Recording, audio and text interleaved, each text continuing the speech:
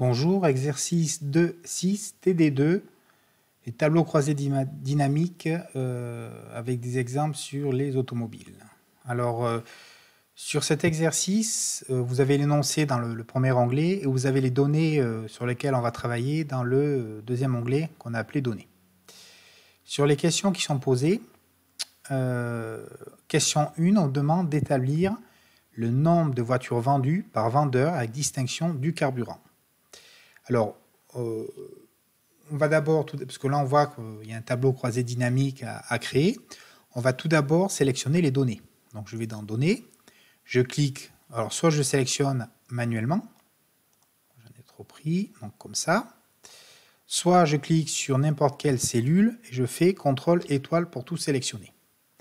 Je vais dans Insertion, Tableau croisé dynamique, OK, il me crée un onglet avec les champs du tableau croisé dynamique que je vais pouvoir utiliser pour créer mon tableau croisé dynamique.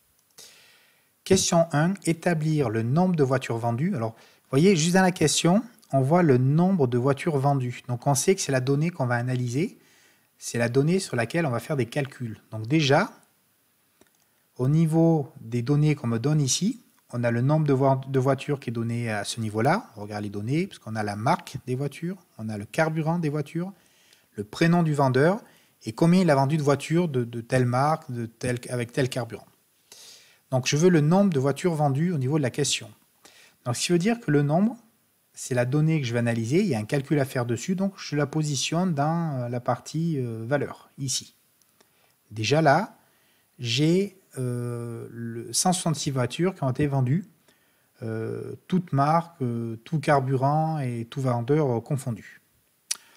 On me demande après, il faut avoir cette information par vendeur et distinguer le carburant. Alors là, la question qu'on peut se poser, c'est de dire, je vois qu'il faut la donnée vendeur et carburant, mais où est-ce que je la positionne ?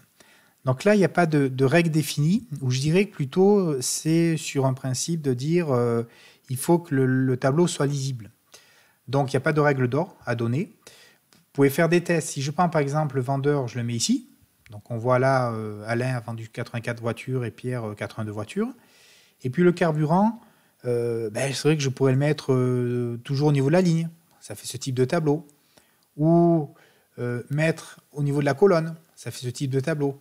Il faut dans la logique de dire qu'on puisse lire le tableau de manière très simple. Là, c'est toujours mieux d'utiliser les lignes et les colonnes parce que ça nous permet de dire Alain, en essence, il a vendu 37 voitures. Pierre, en diesel, il a vendu 61 voitures. Donc, le fait de le mettre en ligne et en colonne permet d'avoir plus de lisibilité. Donc, je conseille ce type de présentation. On aurait pu aussi inverser. Le carburant, on l'aurait mis ici, le vendeur ici. Pourquoi pas? C'est tout à fait possible, que ce soit dans un sens ou dans l'autre. Il n'y a pas de contrainte par rapport à ça. Après, on nous demande le nombre de voitures vendues, ce qu'on vient de faire, par vendeur. Mais cette fois, le carburant et la marque. Donc là, c'est pareil, il faut rajouter la marque. Il faut avoir une logique. C'est-à-dire que si à la base, j'avais fait le tableau comme ça, c'est-à-dire je mets les vendeurs ici et le type de carburant et je rajoute la marque. On comprend bien que si je rajoute la marque au niveau des vendeurs, c'est pas le plus logique, on va dire. On a d'un côté le type de carburant qui est utilisé et là on a un prénom avec des marques dessous. Je pense qu'il faut, dans la logique, il faut toujours, on fait ce tableau dans une logique, une lisibilité. Moi, je mettrai d'abord, pourquoi pas, le carburant, la marque, et le vendeur, je le mets ici.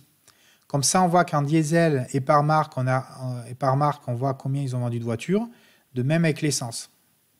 C'est plus lisible que avoir mis les marques d'abord. Vous voyez ici, ça aurait mis par marque, par type d'essence, le tableau est plus imposant. À part si on vous dit, moi je veux savoir, vous avez un responsable qui dit, moi par marque, je veux savoir ce qu'on vend en diesel et en essence. Là, le tableau aurait du sens. Autrement, s'il n'y a pas de choses qui sont demandées, je pense que cette présentation est convenable. Vous auriez fait le tableau différemment, c'est pas faux. C'est juste après, il y a un côté un peu subjectif qui va dire comment rendre mon tableau lisible. Voilà, merci.